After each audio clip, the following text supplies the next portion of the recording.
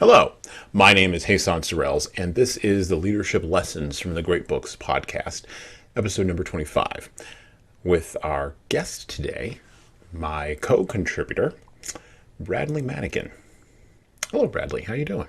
I'm good, Jesan. How are you? Good. From the foreword to my third book, yeah, that's right. I'm reading my book on the podcast today because, well, that's what you do when you have a podcast. That's one of the things, that's one of the privileges that you get, is you get to read from your own writing. And so I'm going to hold this up for all of you who are watching out there. This is 12 Rules for Leaders, the foundation for intentional leadership. From the foreword. Leadership, the active, intentional act of moving individuals and teams down an invisible path toward accomplishing a goal that may or may not matter emotionally to all of them, is on the ropes. And maybe it always has been on the ropes. However, it seems that from the days of Marcus Aurelius, who wrote the world's first business motivational self-help leadership book, to the present day, when all manner of authors opine about different leadership approaches, leadership advice, or instruction, it seems to be suffering from several self-inflicted and other inflicted wounds, some of which include too many books, well over 60,000 results for leadership on Amazon, as of a search during the writing of this book, with too many ideas based on what the author chooses to believe about research, insights, and attitudes that they have personally witnessed, and then wanted to apply to others. Too many videos on YouTube, Vimeo, and other services designed to inspire and motivate based on the great man or great woman myth that cannot possibly be replicated by anyone other than the great man or great woman they originally came from, and maybe even they would not be capable of replicating the results if challenged. Too many leadership theories that are based more on idealism about how the world, i.e. the world of work, home, or community, should be, and anecdotal evidence rather than delivering on the hard truths about what does or does not work in the world outside the anecdotal and the ideal. Too many consultants, and yes, I am one, facilitators, yes, I am one, trainers, yes, I am one, and leadership development organizations, yes, I own one, committed to hawking their next cure for managers, supervisors, or executives' leadership problems. And we'll talk about that one today. Too many software companies flooding the zone with apps, platforms, lines of code, or series of webinars that promise everything and deliver nothing to the end user who just wants their specific leadership problem solved. All of these solutions cause individuals, teams, organizations, and even cultures to flounder. Even worse, these factors propagate mediocre leadership in good times, and in bad times, promote and protect toxic leadership that leads to systemic organizational failures. And the average person, leader or follower, it doesn't matter, scratches their metaphorical head and wonders why nothing significant in their families, their teams, their communities ever changes for the better. Why our global and national body politics fail, and why any individual, much less any team, can seem to accomplish a goal, move down a path, or even get a victory without massive emotional and psychological struggle. After almost a decade of training, coaching, advising, mentoring, talking with, and even challenging senior and mid-level leaders across multiple enterprises, we believe that there are 5 core principles every leader, even the leader of their home, should work to dial in on intentionally, and then back up with knowledge and skills gained from understanding 12 basic rules to be an effective leader. Be intentional with mindsets, thoughts, and behaviors to role model leadership effectively. Be engaged with the world internally and externally to be effective as a leader. Be able and willing to confront dysfunctional and destructive communication behaviors quickly and unequivocally on your team. Be empathetic with both the left and right brain by listening before speaking. Be ready to fail, sometimes spectacularly, when leading. These 5 principles merge to form our foundational assertion that intentional leadership, through understanding and applying the 12 rules of intentional leadership, is the way for leaders to pioneer people, teams, and organizations to the future we all want to experience. A future with hope and a promise for all. The motto of intentional leadership is no more accidents. Let's become more intentional together. That's from the foreword from my third book, written with contributions from Bradley Matican, who we'll be talking to today. In thinking about the genesis of 12 Rules for Leaders, a lot of what we developed over the course of the last 8 to 10 years has come about due to direct engagement, direct interaction, direct action with close to 15,000 managers and supervisors across multiple verticals in multiple companies. And all these managers and supervisors shared a number of different things in common. They shared a number of different needs in common. And the biggest thing they shared in common was a need to have practicality, a need to have tactics. Now, tactics are fine, and we could have written a book just full of tactics, and we'll talk about the structure of the book today. Bradley and I will, and the genesis of how we put it together. We could have talked merely about tactics, but the real power in a book like this is that this book is not merely tactical. It is a book of doctrine, which is about your mindset, about what you should believe or what you can believe as a leader. It is about the bridge between doctrine and tactics, which is strategy, how to set up a plan, and even why to bother doing it. And chapter by chapter, rule by rule, all 12 of them, we lay out the reasons why these rules matter, and we link doctrine with strategy and tactics to give you something at 286 pages in paperback or 264 in hardcover with an illustrated version and a biblical version for all you Christian leaders coming by the end of this year, to give you something that you can actually wrap your arms around, something you can actually do something with, which, interestingly enough, is what I say at the end of every single one of my trainings. Bradley's heard me say this before.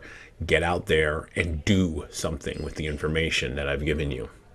Because it isn't enough to merely just sit around. It isn't enough merely to just absorb and consume. At the end of the day, you have to take action, direct action, if you actually want to be the leader that your family, your community, and ultimately even your workplace is calling you to be. And so, with that, sort of as our opening, my opening monologue, such as it were,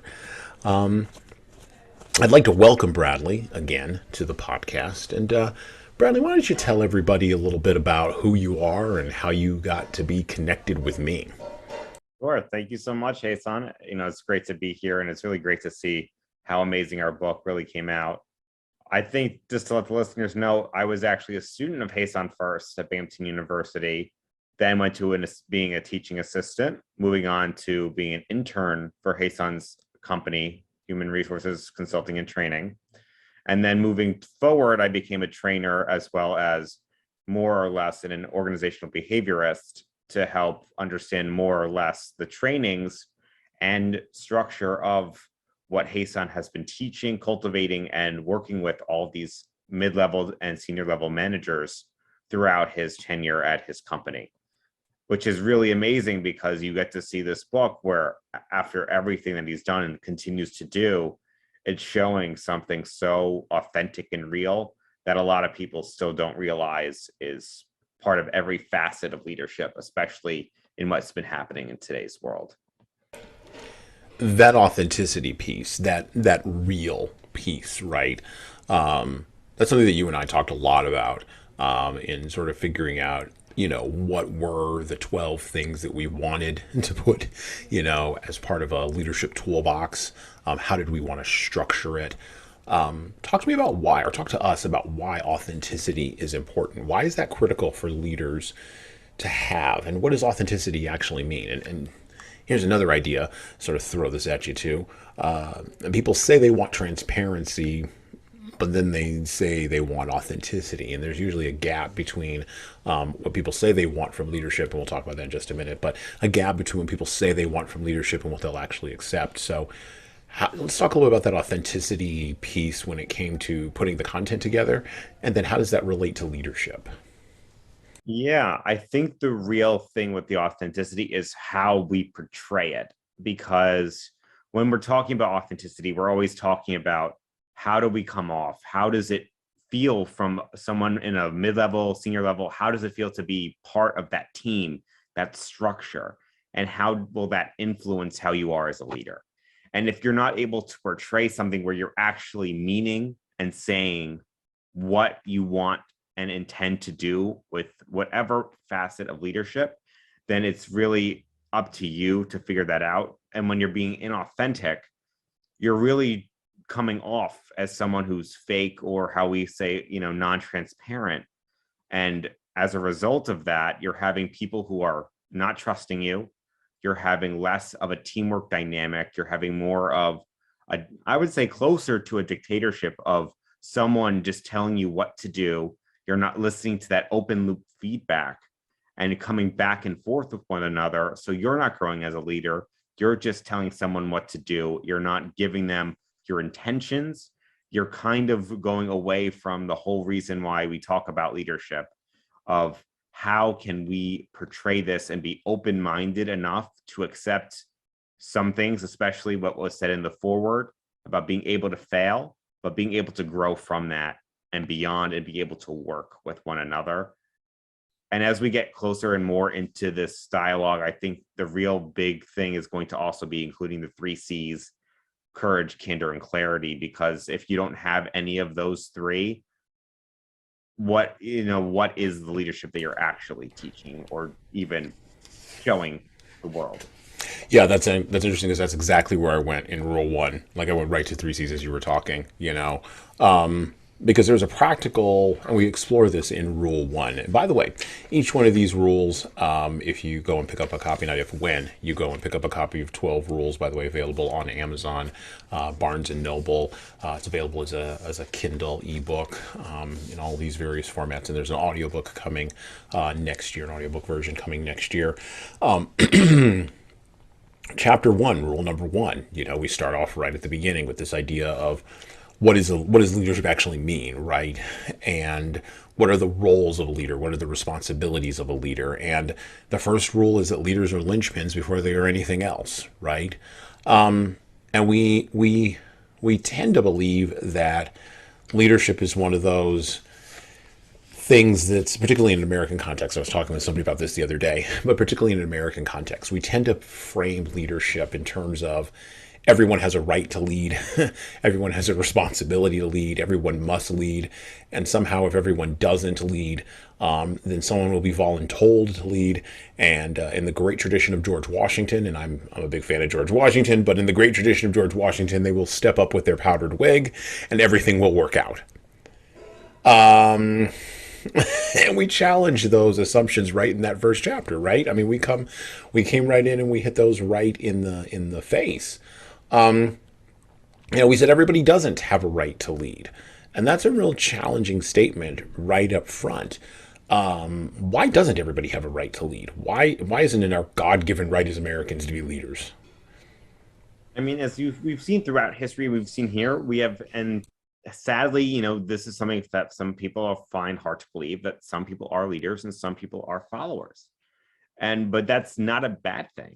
That's just showing society at its best, where you have people who know how to convey their thoughts and feelings transparently, and being able to say, we can do this, be motivational, be inspirational, help guide these people along the way. And some who are just, they're good at being those pillars of support. They're good at being that foundation that help bring us to the next stage, the next level, bring everyone to be the best they can be. But they're just not those people who some don't even want to tell people what to do. They just want to do their work. They just want to be be a team player, be a person who just says, I'm just going to do my job. I like what I'm doing. I know what I'm doing.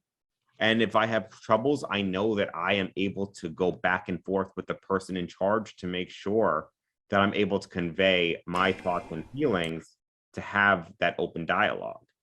But what we do, go right ahead. No. I mean, that was one of the things I was going to say. That was one of the things that we did, during the time of us working closely together, both as well in all your roles. At least I think that was something that we did well. We went back and forth, and I write in the book right here from page 16 in the book, from rule number 1, right? the position of leader may be granted to some in their hierarchy, referring to the hierarchy that folks are in. However, the assertion that there is an inherent right to lead, whether that assertion is based on race, gender, socioeconomic status, or national origin, is irrelevant. Creates a slippery and tricky environment. It creates the circumstances that lead to the installation of bad leaders because it was their turn and they were not emotionally, psychologically, or spiritually prepared for the stress and strain of leadership, or the installation of mediocre leaders who are infinitely more toxic in their behavior and approach to leadership than even bad leaders are, and only rarely leads to the installation of good or even great leaders. That is a punch in the mouth right to the American-centric idea of this whole concept of, you have a right to lead.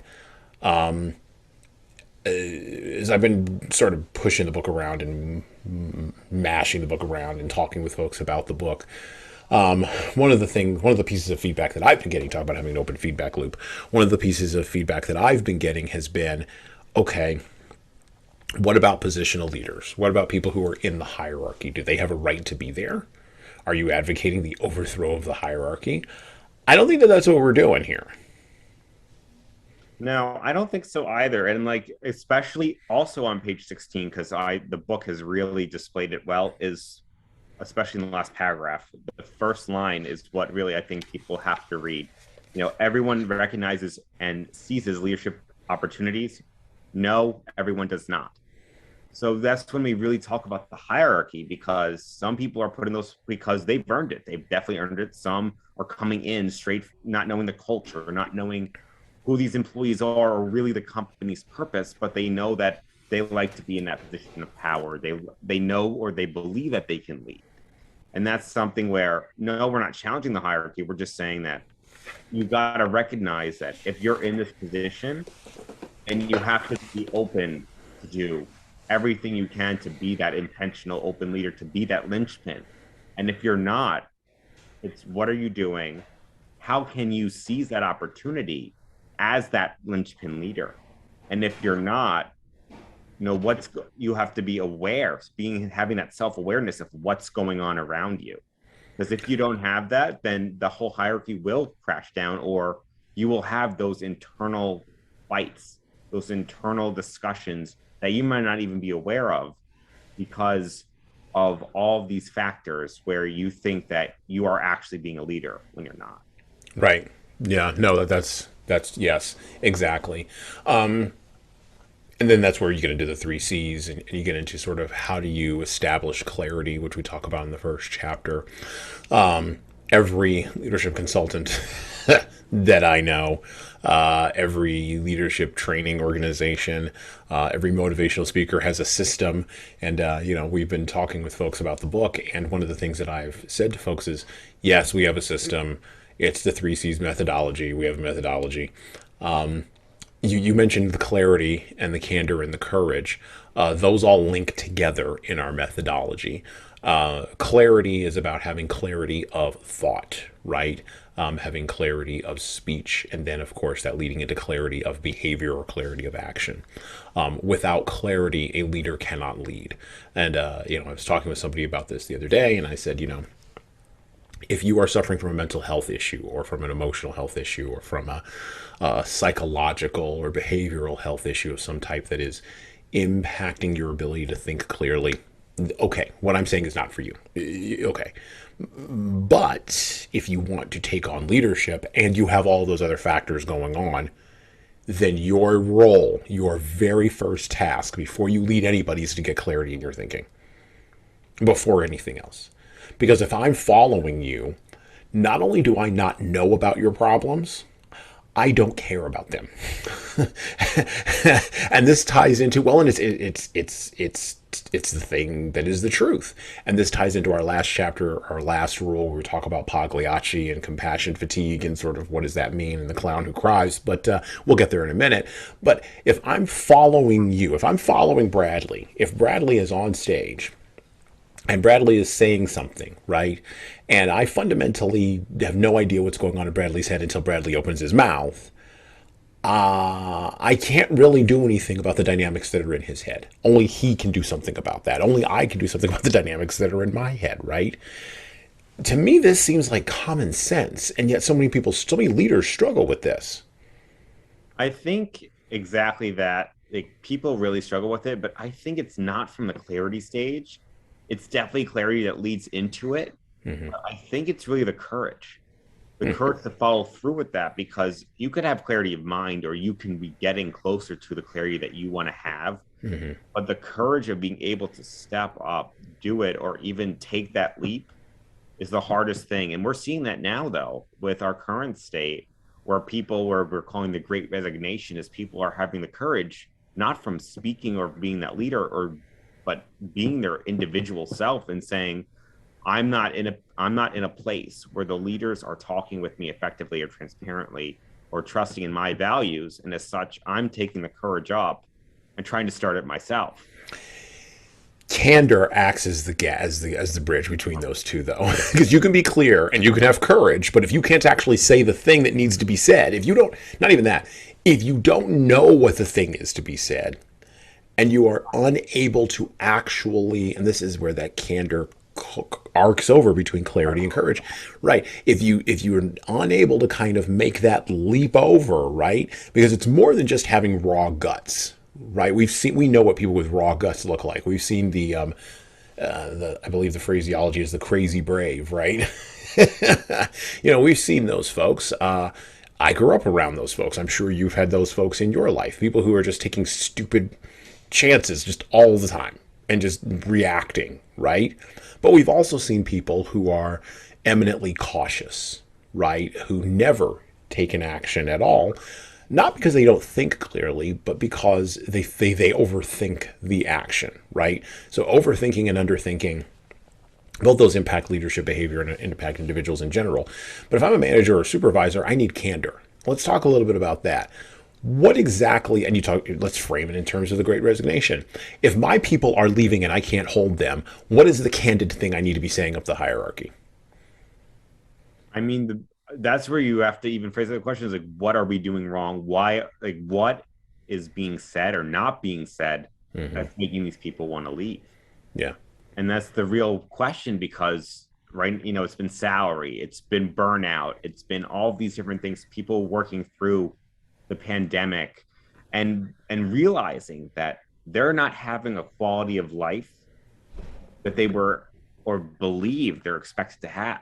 We were not expected to work 9 to 5 every day for forever. And that's just the stereotypical 9 to 5. Of course, there's other people who are working way longer than that. Some people work shorter. But when we're talking about these people who are giving up their roles, especially mid-level leaders, it's something where the hierarchy says, what are we not providing? And what are we saying, or what are we doing that's turning these people off so much to the extent where they're saying, I'm done?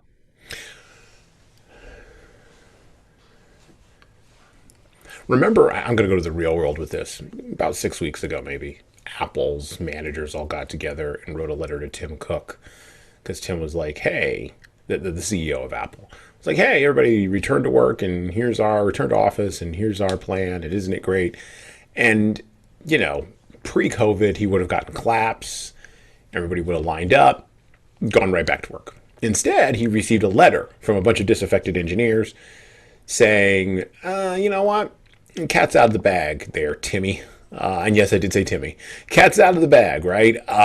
We are not going to be coming back to the office, and you can go pound sand. This is, you talk about power a little bit. We do talk about power in the chapter on team building, rule number 4. But the power is shifting, right? I mean, I can feel it moving. Now, will it move back? Jamie Dimon of Bank of America believes it'll move back. A bunch of these, and I'm going to make it generational, baby boomer executives believe that it will move back. Senior VPs of major organizations that you have heard of, I already said Bank of America and Apple. You can go Google or LinkedIn, search for any of those other ones.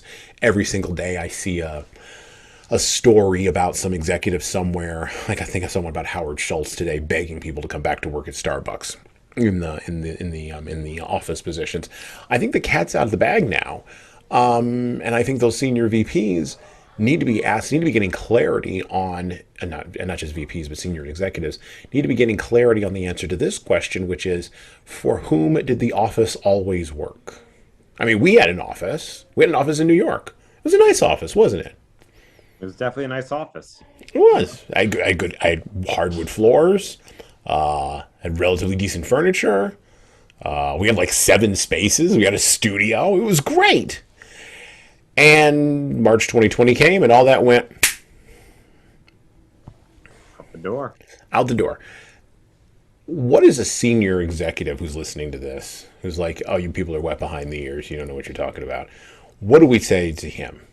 Where does he have to get candid? And usually it is a he, by the way. Like, where does he have to get candid? Pache, my female listeners, I know. But really it is. It is a he. So how does he have to get candid?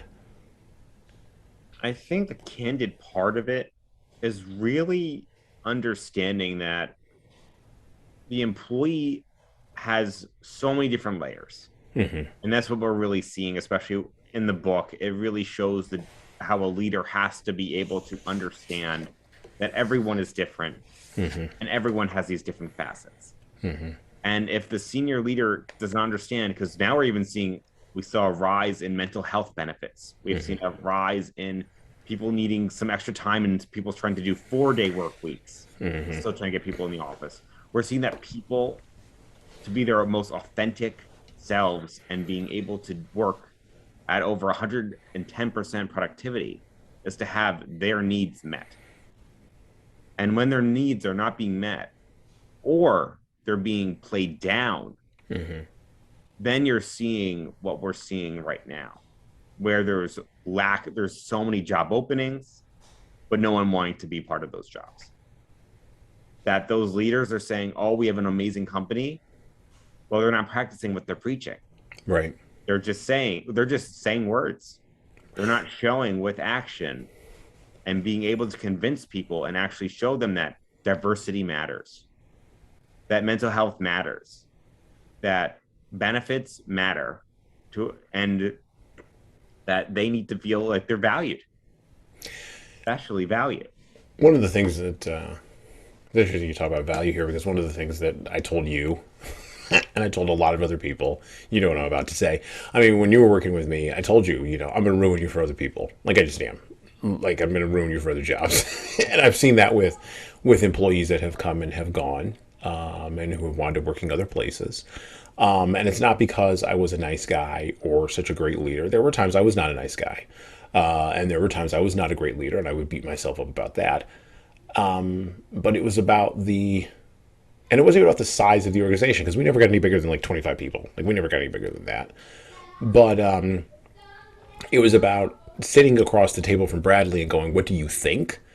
And then actually writing the things down that Bradley was thinking, and then saying to Bradley, go do that thing, right? Go facilitate that thing with a client, or go and take this action that you want to take, right? It was about giving away that autonomy and giving away that power, in order to, not for my own self-aggrandizement or for my own ego, although this seems like a very ego-driven statement, but it's not. At least I don't think it was about that. Was I wrong? Was it not? Was it about that? Was it all about my ego? Am I totally completely wrong here? I don't think so. I think it's that mixture of being able to lead, but also having those who follow be able to lead in their own way. Right. And giving them that power that, it's, in a way, it is freedom. It's that freedom to be able to act upon what they preach, what they say, what they want to do. But then knowing that there's someone above you or someone in your corner that can support you when you might not be going the right way, or you might not be able to clarify exactly what you want to do or what you want to actually go through with. Yeah. And even just saying candidly, no, you are wrong, or maybe not this way, but let's try it a different way. Yeah. Or how about this? And that was something, especially with how we were creating the book and how well it came out, was what do we want to say in the book to these leaders to be linchpin leaders? And if they're being led astray, or they think the book is leading them one way, how can we bring them back on that right path. From 12 Rules for Leaders, Rule 1, page 22, on being a linchpin leader. We've been talking about this. We're using this term, linchpin leader, linchpin leader. Let's define that for folks, because people are going to be like, I don't know what that means. For leaders, what really matters to being an intentional leader is knowing what the role of leadership is in the system in which leaders have to find themselves, and then coupling that knowledge with understanding the responsibilities and the depth of them the leader is tasked with upholding.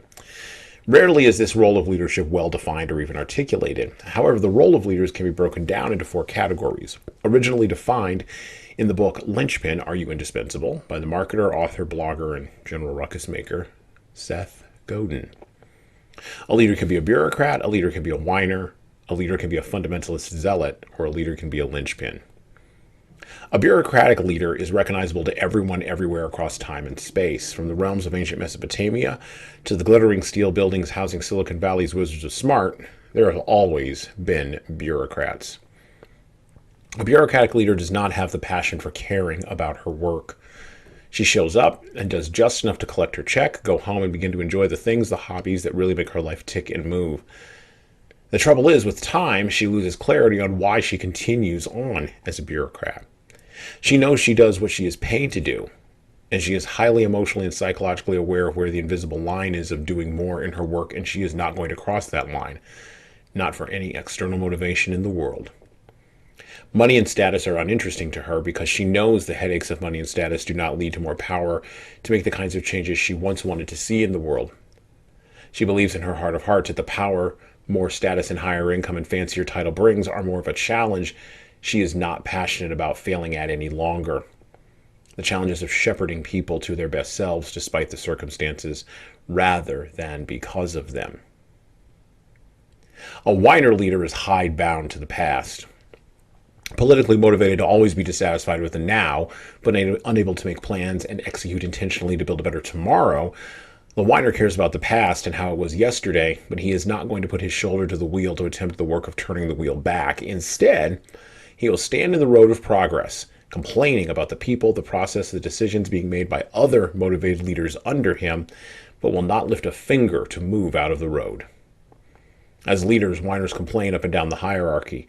They are not respected, except as far as the context of their position allows them to be, and they typically are abandoned by their positional followers emotionally and materially the moment a better, more competent, and quieter leader is discovered. A fundamentalist leader is the same as a whiner leader, but the differences are she has a plan, she is passionate about it, and she is executing on it. All the while wrangling team members, followers, and audience members to her side. At the heart of the fundamentalist leader are their most attractive features: talents of charisma, persuasion, and performance, particularly of spectacle. Fundamentalist leaders in religion, politics, the arts, and culture lead and perform very well to human standards, at least for a time. However, all passion fades. No one can be excited at a very high level for an extended period. Even basic biology will not allow it. And eventually, fundamentalist leaders fail. Usually very hard, very fast, and land even harder. Fundamentalist leaders meet everyone they stepped on, irritated, betrayed, and ignored on the way down the ladder of status and hierarchy. Their passions and zealotry about whatever process or idea they lead with convince them to climb. Their end is ignominious, unclever, and quiet. The last leader is a linchpin. This is a leader who understands internally that whining, zealotry, and bureaucracy are non-starters for leading people, changing culture, or influencing an organization. He understands that leading people involves both the sacred act of changing people and the mundane acts of small daily transactions of emotional labor. A linchpin leader renders himself indispensable to the organizational culture he serves, not by only doing what is expected, what a bureaucratic leader would do, not by bemoaning the arrival of what is unexpected, what a whiner leader would do, and not by doing what is flashy at the moment, what a fundamentalist leader would do. Instead, a linchpin leader renders himself indispensable to the organization by making the daily mundane work of leadership so intentional, culture-changing, and impact-driven that it would be a hassle to replace him in the structure. He performs this linchpin work intentionally, practically, slowly, and responsibly, focused more on his followers and their development than his advancement up the hierarchical chain or applause from a watching audience. Finally, a linchpin leader realizes that mediocre leadership is more toxic to the team, the organization, the culture, and the hierarchy than polarized leadership. Therefore, he works every day to make sure his leadership acts are polarizing and thus effective, no matter who he is leading and no matter what context he is leading in. A leader who understands her role can be defined in one of these four ways and will be more intentional about choosing the strategies and tactics that will get her and her followers where she wants them to go. People have asked me very much about what does a linchpin leader mean? What does it actually mean to be indispensable? And people get hooked on this word indispensable as if somehow it means that a leader can't be thrown away. Everyone can be dispensed with.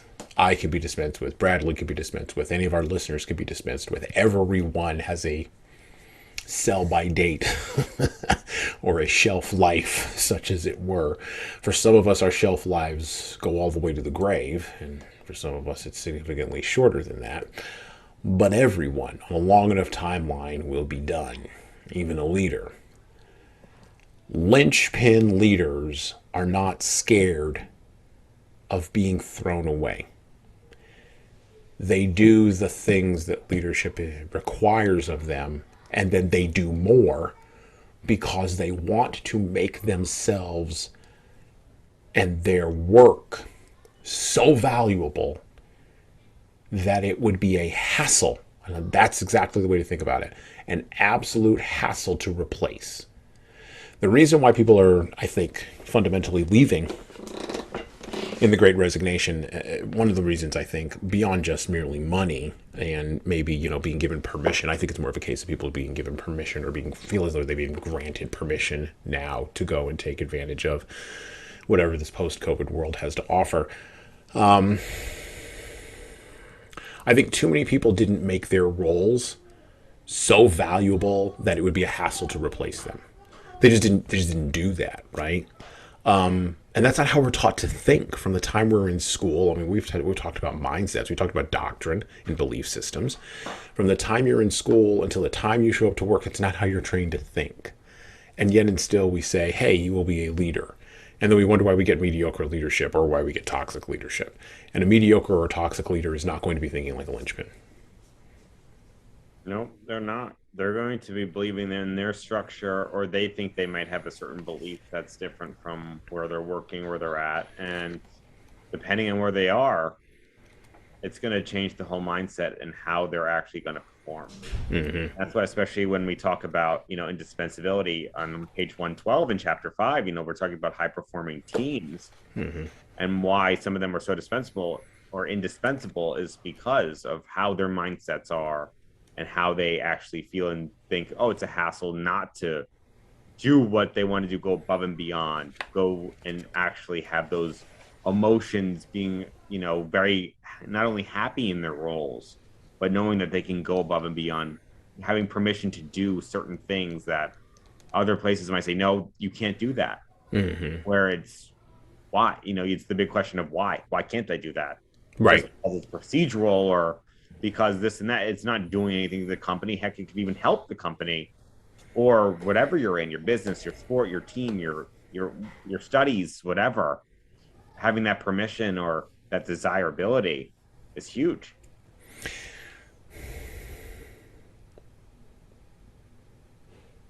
Leaders, and I didn't put this idea in the book. This was one of the ideas that I left on the cutting room floor because it would have expanded the book too much. But leadership is about enrollment. It's about getting people to enroll, right? Enroll on a team, enroll in a culture, enroll in an organization, enroll in an idea, enroll down a path, right? When we think about school, we don't think about enrollment, right? I take that back. When we think about higher education, we think about enrollment. But K through 12 is not about enrollment. K through 12 is about you're told to go there by people who have authority over you, typically your parents or some other guardian, right? You are put on this big yellow object to go away for 8 hours a day to a box with other people who were also told to be there and got on the same yellow object you did. And then you're told by a person who you've never met before, who has no relation to you whatsoever, that congratulations, you're now in a hierarchy and you're at the bottom. Yay! And you do this once every 9 months, every year, for 12 years. And at the end of it, we will give you a piece of paper that says, congratulations, you have achieved something. But we don't actually define for you what you've achieved. When we think about the path, and we're going to talk about team building in just a second here, we're going to talk about chapter 5. When we think about the path for leaders, in looking at the book and in looking at what we put together here, that idea from Godin of just, being a linchpin leader or just being a linchpin period, but then applying that to leadership. Why is role modeling important for this? Why is role modeling the kind of thing that we were like, no, this is the thing that we need to focus around? Because we're seeing even now, whether it's a small company, big company, that if you don't have those people who have those ideas or that drive or that ability to lead, then you're going to replicate exactly what you're being shown. Mm-hmm. And that can lead to bad productivity, bad mannerisms, the desire to leave work or not to be that person that you think you are meant to be, because you're having someone in that hierarchy, in that position of power, or just someone who has that ability over you to show you basically what not to do. Mm-hmm.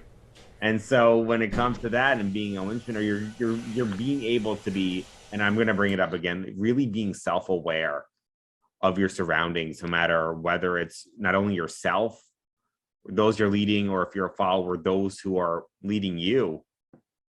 What are these qualities? What are these things that are happening around you that are causing these misunderstandings, this miscommunication? I mean, we talked about a little bit when you were saying your female followers, but that's a big thing here too, is that when you're talking about leadership is not one gender, one nationality, one race. Leadership is the ability to understand those around you and help attain to a certain goal, and potentially beyond that too, and making sure that everyone is being valued. And when you have teams or places where someone is showing you this role model or this bad thing that you don't understand, but some of you will just follow it because that's what you're being told to do. Like going to a school and being told, hey, you're going to go every single day, 9 to 3 for 12 to 15 years, depending on where you are, and getting an award for it, and then saying, no, I don't believe in that. Or no, like they didn't teach me this in this place, because you weren't given the ability to think freely. You're being given a structure that you don't necessarily want to follow, but you have to follow based on norms. Then it, starts to drip into other places. It especially starts to drip when you're in a certain corporate structure, especially with big companies, medium, large companies, where you're being shown that this is the quote unquote way to do things, when it could be destroying everything that you believe in, you've worked hard for. You know that it could be wrong, but because you're being shown as a role model, or you're saying that this is supposed to be the quote unquote role model that you're supposed to follow, it starts to just have a negative connotation. Yeah. Speaking of teams, basically, let's go to chapter 5, rule number 5. My most controversially titled rule. People don't like being referred to. They don't like being compared to what I make people a comparison to in here. But the comparison works, and that's why, even though people are upset with it, they recognize its truths. Rule number 5, leaders cannot always build a Maserati out of Toyota parts. Page 95 in the paperback version of 12 Rules for Leaders. Every leader wants a sports car that costs as much as a sedan.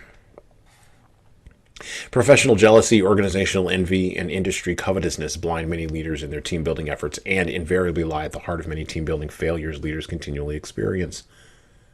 Leaders want the sports car of a high-performing team that gains an award in their industry or even outside of their industry, but they do not want to put in the work to build their own sports car. Or even worse, they seek to apply the principles of a high-performance vehicle to the reality of a sedan. These failures come about because leadership in many organizations and leaders generalize, external to lived context, from the individual examples of leadership success and team building they read about in the particulars of their own, or read about to the particulars of their own situation. In other words, they seek to shove a square peg into a round hole.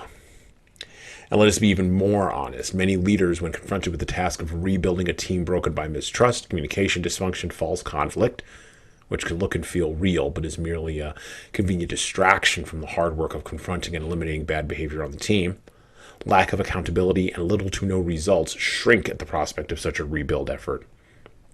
This is because it takes time, effort, and a good dose of the apocryphal blood, sweat, and tears to rebuild a wrecked sedan, much less transform it into a sports car the organizational hierarchy and shareholders may lust after, but may not want to get their hands dirty in making.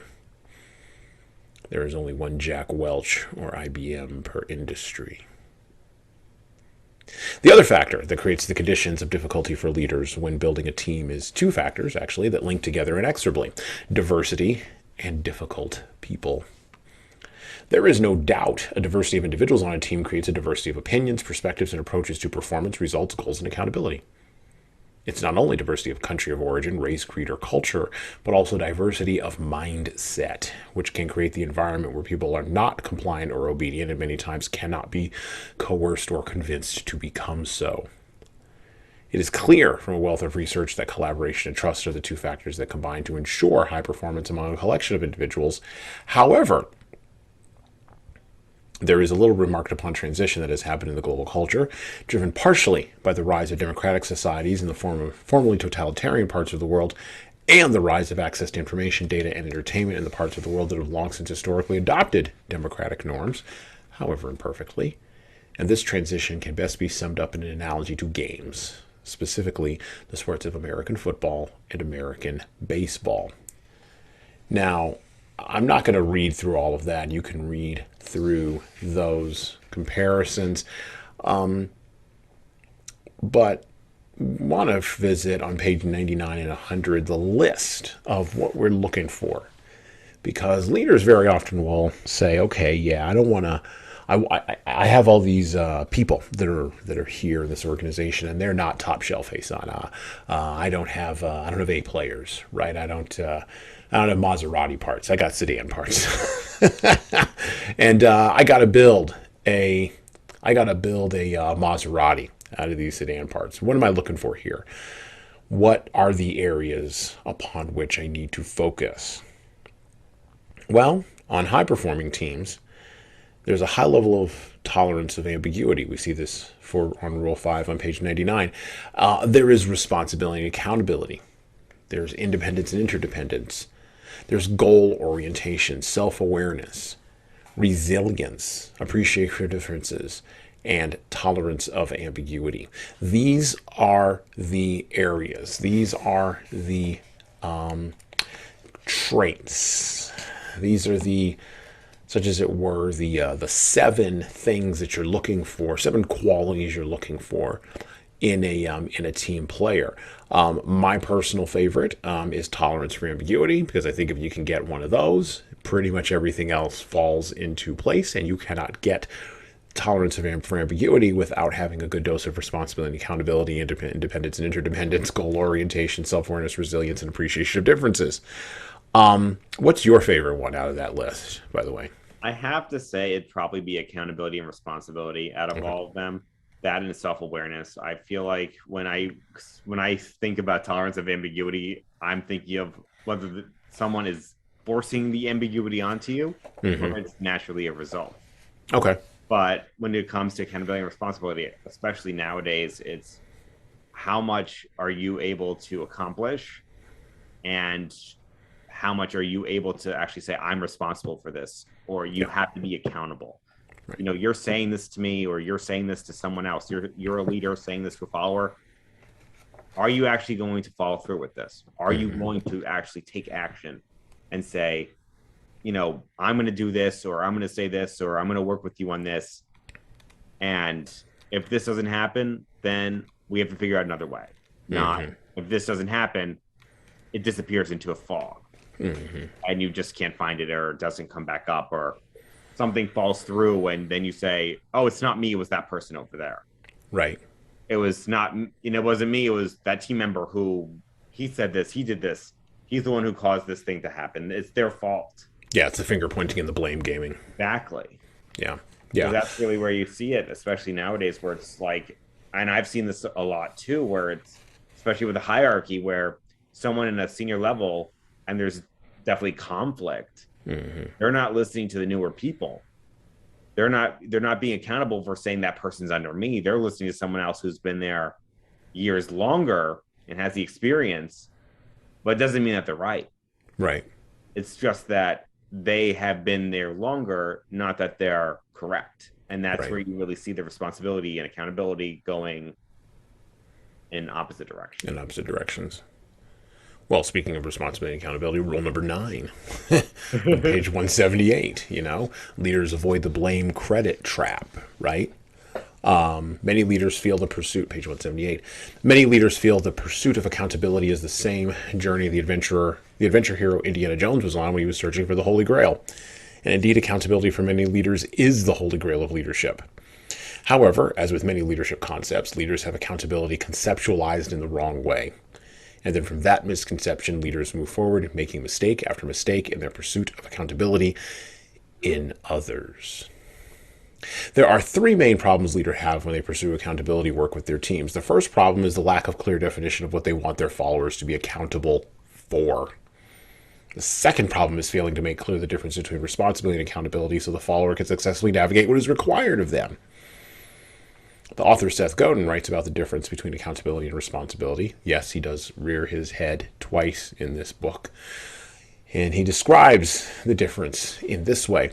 Accountability is done to you, emphasis mine. It's done by the industrial system, by those that want to create blame. Responsibility is done by you. It's voluntary. You can take as much of it as you want. Leaders may disagree with Godin's conceptualization, but it makes clear the difference between responsibility and accountability for leaders. The third problem lies in leaders failing to be clear with themselves about what emotional fuel is driving their pursuit of accountability in others, whether that is avoiding blame or taking credit.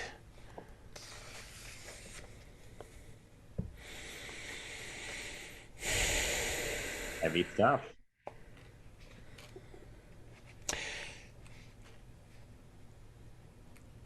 I talk about coaching and mentoring in this chapter.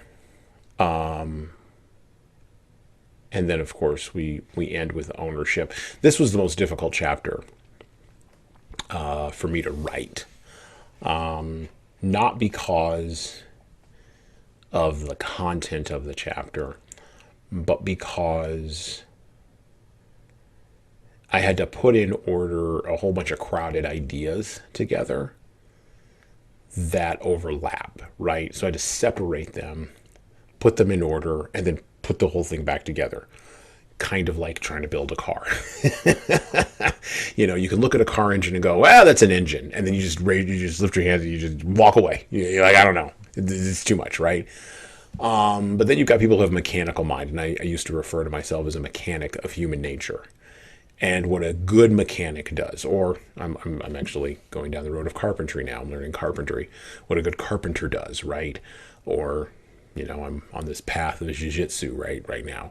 What a good jiu-jitsu player does is you blow everything up and you pop it out, kind of like Tom Cruise in Minority Report, right? You spread it out, or Iron Man. He's putting together the Iron Man outfit. They appeal to movies, right? When he's putting together the Iron Man outfit in Iron Man 1, right? He explodes everything out, right? You show an exploded view so you can see all the component parts. And then you say, that's out, that's out, that's out, that's out, that's out. And I want this, and this. And bring me together the heart, basically. Exactly. Bring the whole thing together for me. And is this going to work? Yes or no? Simple yes or no. And that's what happened in this chapter. Because we go from describing the difference between accountability and responsibility to try to figure out why the blame game is so popular. Then we talk about the Oz principle and getting results through individual and organizational accountability. How to use coaching as a tool to get accountability. And coaching and supervision and mentoring are all different things. They're not the same thing. And then reversing the Pareto principle, which I'm not going to talk about that. You can read the book. And then how do we get to ownership from there? This was a really difficult chapter to write, because most leaders, because leaders are people, most people are driven by either avoiding blame or by taking credit. The avoidance of pain or the pursuit of pleasure. Those are the two most basic things that human beings are driven by. You said that you were seeing this in senior leadership in your organization. We've been very careful to protect Bradley's organization here. We're going to continue to do so as we have this conversation and contextualize Bradley's authorship. But Bradley does work for, an organization, not mine, but an organization. And without naming names or throwing people under the bus, you've seen that struggle, right? You've seen that struggle in defining what accountability and responsibility is and how to determine ownership. You've seen it in real time, right? Yeah, I mean, sometimes I've seen it in my organization that I work for, but I've seen it even in the past when I was a student or when I was interning at another organization. I was really seeing that there wasn't enough accountability or responsibility for certain actions, or that someone's actually giving credit or trying to give credit or a piece of the credit in order to absolve them of the lack of responsibility or accountability, kind of almost like a reward for not doing what they were supposed to do.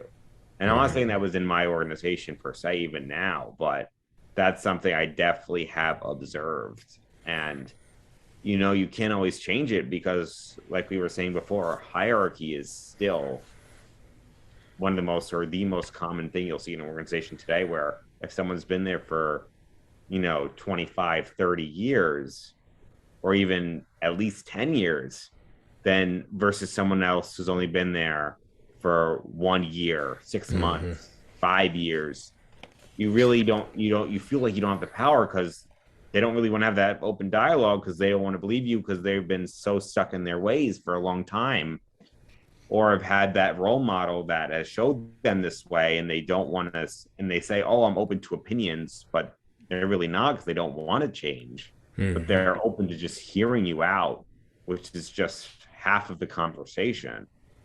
It just becomes a whole nother he said, she said type of scenario, where you're not getting the results you want or being heard, but you're not being dismissed either, which is you're in that gray area.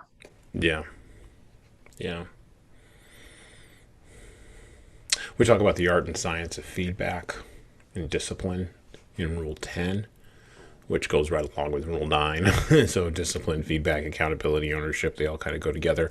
And at the end of each one of these chapters, we have practical tips. This is the tactics part. We list 5 practical tips for leaders that they can do something with right now, and so at the end of Rule 9, about growing accountability, tip number 1, avoid the blame credit trap.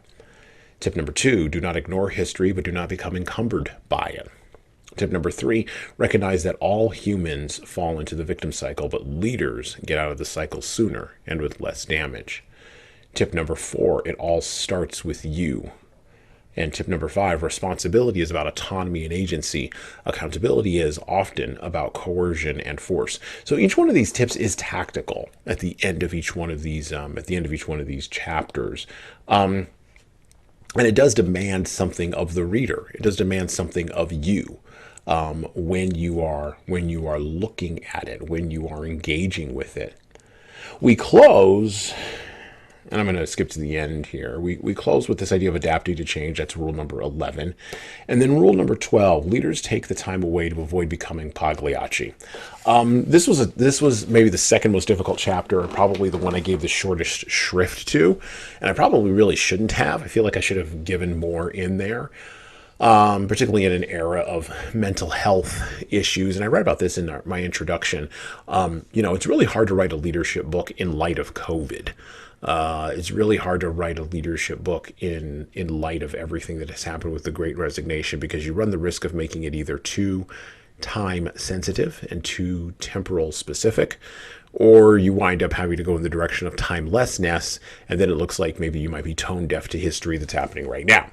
So I don't necessarily think that I did a great job of straddling that line. I think you have to make a decision, and I think we opted for timelessness.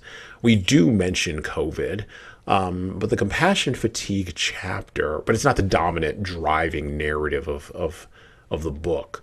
But compassion fatigue there at the end, you're seeing more and more calls for mental health help, in organizations and in cultures. When you talk to younger workers, one of the things that they indicate, or one of the services, or one of the benefits that they indicate that they would like to see from employers, and one of the acknowledgments they indicate that they would like to see from leaders, is an acknowledgement of their mental health, an acknowledgement of a need to navigate burnout, and to walk through compassion fatigue. If leaders aren't used to hearing this kind of language coming from people, because maybe they came from a time, maybe they came from a time, the time I came from, right?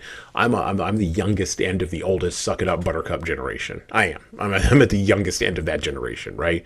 Bradley, you're a generation younger than I am. You're seeing different things in that space. What is a leader, to do when they hear these calls that they've never heard before for, hey, there's compassion fatigue, hey, there's secondary trauma, hey, there's vicarious trauma, hey, I need more empathy from you, hey, I'm going to quit if you don't give me enough time off. We talk about psychological safety in the book. I suspect there will probably be an OSHA for white collar workers within the next 20 to 25 years, because these things take time.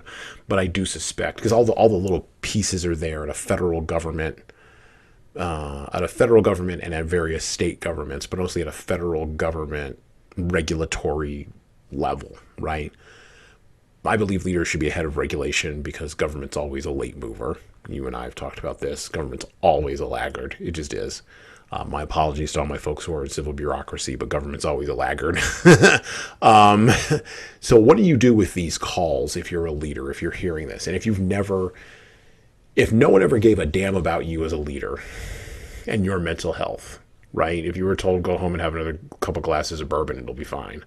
Like, what do you do with those kinds of appeals? I think this is really where you see what makes a leader, because Okay. you have to maybe even have an open forum, or, in my opinion, try those resources yourself, or try something to go out of your comfort zone. Because if you never had it as a leader, then it's understandable where you have those feelings of, well, if I didn't need it, neither do you. Right. But it's now the growing age of, well, now you need it, and so does that other person, and that other person, and that other person, but I never needed it.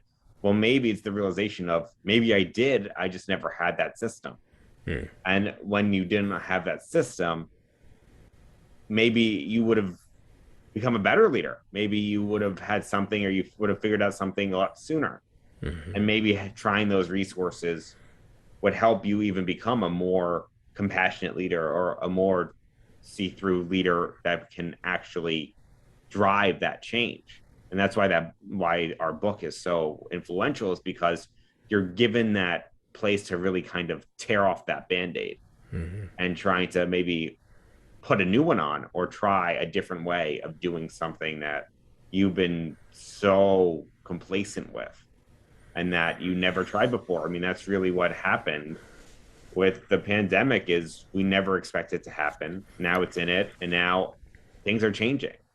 Yes, some things maybe stay the same, but some things also came to light that people are realizing like, oh, this needs to be done differently, or oh, I have rights, or oh, I'm not happy. Mm-hmm. And I'm okay, and it's okay not to be happy, because now I know that I need to find something to help fix, no, not fix, but change it, make Mm-hmm. me feel better, or improve upon what I currently have in order to make it so not only me, but everyone else around me has those benefits too. I always think of Twitter, weirdly enough, when we have these conversations. And thinking about doing a follow up book, 12 Rules for Followers, the Foundation for Intentional Followership. Because there was just so much stuff we left on the ground that would be applicable to followers. But one of the ways in which I think about that is, I think about my grandmother who died in her 80s, after a stroke, and then she lived a little while past that, and then she passed away. But I think often of my grandma in Twitter, right? Like I think my grandma would have bought, if my grandma had had Twitter, or if your grandma had had Twitter, they would have bought stuff off of Twitter. And so if we had, and here's the parallel, if we had had a robust mental health system for leaders in the 70s and 80s, in the 60s and 50s, in the 30s and 40s, they would have taken advantage of that. They weren't any less mentally debilitated or more mentally debilitated than we were. It's just, were the resources there or were they not there? To Bradley's point. And if the resources had been there, they would have taken advantage of them. So I think one of the important things to note about calls for mental health help appeals to compassion fatigue and empathy, or not empathy, but compassion fatigue and secondary trauma and burnout, is that eventually those people are going to be leaders themselves. And people who are burned out now, people who are experiencing compassion fatigue, will eventually be leaders themselves. And they need to be able to pass along, to pay forward the benefits of that psychological rest to their future followers as well, which I always frame it this way, in my head anyway. I don't know if this helps Bradley or not, but I frame it this way in my head. I have a 5-year-old who lives in my house, so it's incumbent on Bradley to become a better leader. Because one day my 5-year-old might be working for you, like that's just, I have no idea. Life is long, right? And people make a lot of different decisions, right? And so we're setting up the world for the future, I think, with this book.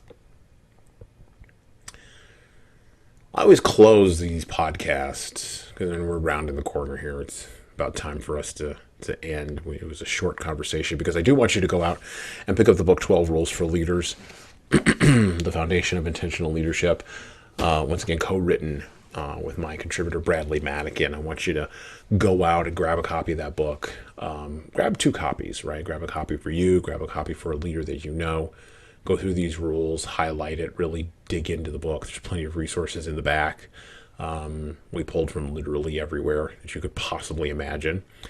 And it's all annotated and dilated. Or you can wait for the couple of other editions that are coming out. We're going to have a workbook also that's going to be coming out potentially next year to go along, a companion workbook to go along with the book. And we're going to be talking about it more on this podcast and relating each one of the rules to things that you will see in literature, things that you will see in the world of cultural entertainment and cultural art, because reading and understanding literature is sometimes better than trying to read and understand yet another business book, even mine. So Bradley, any final thoughts for folks around staying on the path? We usually do a wrap up towards the end of the podcast. So any thoughts on staying on the path for folks of leadership? What would you tell folks who are listening out there about remaining on the leadership path? I think that, and people say all the time, and people think it's really overused, but leadership is an experience. It's always a learning experience. You have to continuously be learning. And I definitely, of course, we're name dropping the book because the book really does pave a path for leaders, and reading it really gives you a different perspective on what leadership really is and how to apply it. And it's so important because as the times are changing, so are our ways of how we have to be a leader. We have to do some stuff that's different than what's been done in the past.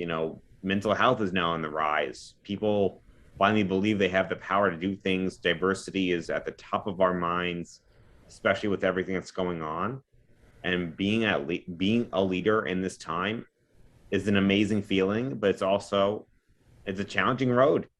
And being able to use the book as a foundation to really make yourself into a leader in the 21st century, and especially right now in 2022, is such an important task that I recommend everyone to just pick up the book, read it, ask us for questions or for training if needed, and really just understand that we're in this together. You're not supposed to be alone in this, but as a leader, you got to continuously learn and understand that you have to be open-minded.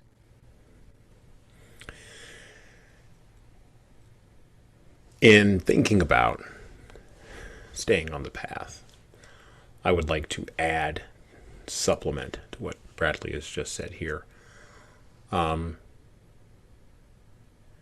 If your title is manager and supervisor, I want to talk to you directly.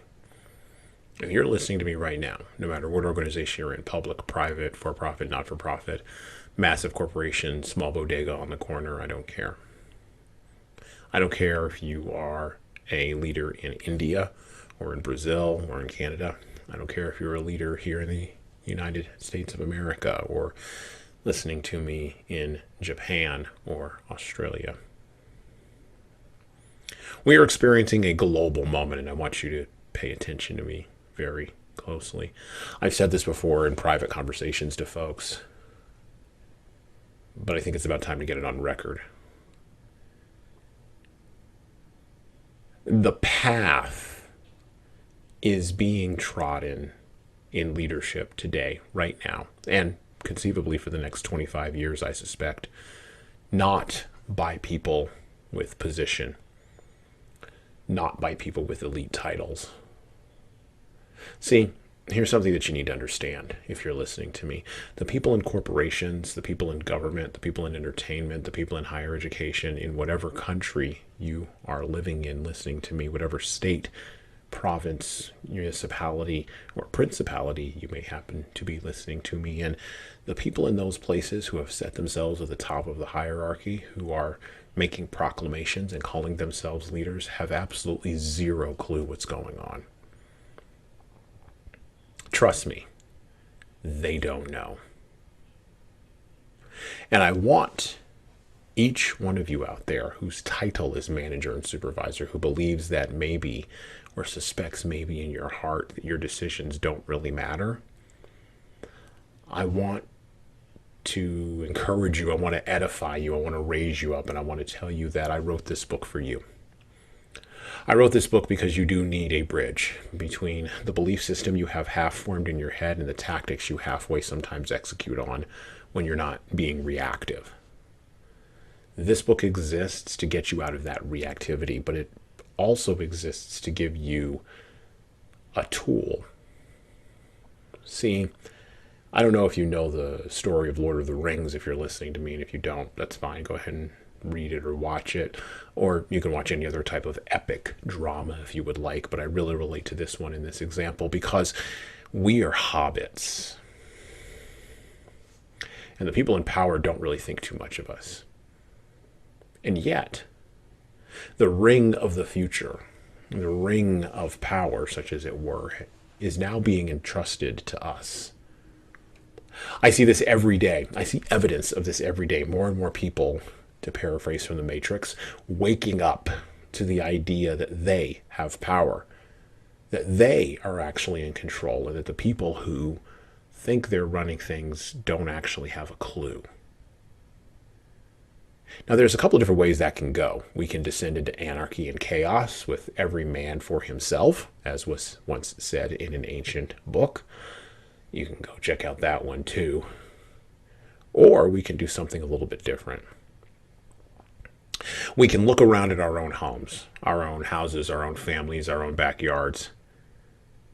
We can figure out where are the places where we need to lead, the small, innocuous places where we believe our decisions may not matter. And we can choose intentionally to act in those places every day. Act as a leader in your home first, a leader with your family. Heck, even if you're leading your dog around, be a leader. I don't care whether you've got one person, no people, or multiplicity of people living in your house. Lead in your house first. Then write things down, take notes. Note what works and what doesn't. Note where you're growing and where you may need help. Then when you go to work, you'll see the same things. You'll see improvements. You'll see places where responsibility is just laying around and no one's taking advantage of it. Your language will change from, I wouldn't do that if you paid me, to, yes, I will go ahead and do that whether you pay me or not. You won't resign, maybe, but you will see that the toxicity and that the change of that toxicity can actually be done by you. And then guess what? When that manager or supervisor comes along to you and asks you, what the hell are you doing, or who the hell do you think you are? You can say quietly and winsomely and without any anger or hatred in your voice or in your tone, I am the leader you should have been. Now please get out of my way and let me lead. Or you can help me and pick up this mantle and we can walk up this mountain together. More so than resigning, we need this kind of challenge in our organizations and cultures, and right now is the historical moment. Right now you have been born at exactly the right time, in exactly the right place, at exactly the right historical moment. The hobbits will win the day, but they have to believe it. Otherwise, the dragon eats everything. And who wants that? I want to thank Bradley for coming on the podcast, giving us his valuable time, giving us his valuable insights. What are some places folks can follow you? How can we get in touch with you? How can we connect with you to stay on the path? What are some ways we can reach out to you? Best ways to reach out to me is LinkedIn. I'm a big LinkedIn proponent. Facebook, if you want as well. Do not have a YouTube yet. Thinking about that in the future. But for right now, LinkedIn is the way to go, of course, as well as going directly to you, Jesan, just to see if they want to have us as the tag team duo to help them figure out what's their next best step. But if they ever want to reach out, they know where to find me. Awesome. We will have links to Bradley's LinkedIn below the player, both in the video podcast and the video version of this podcast, and of course on the audio. So click on that link, go connect with Bradley on LinkedIn, and of course there will be links there to connect with me and HSCT Publishing and all of the work that we do in all the various places in which we do it to help the hobbits get on the path and stay on the path to beat the dragon. Once again, thank you, Bradley, for coming on, and thank you for listening today. And with that, we're out. Well, if you liked that video, you should check out more by subscribing to the Leadership Lessons from the Great Books podcast playlist here on the HSCT Publishing YouTube channel. You can also get a copy of my third book, 12 Rules for Leaders, The Foundation for Intentional Leadership, co-written with Bradley Matican. Check that out on Amazon, Barnes & Noble, and everywhere where you get ebooks today. And thanks.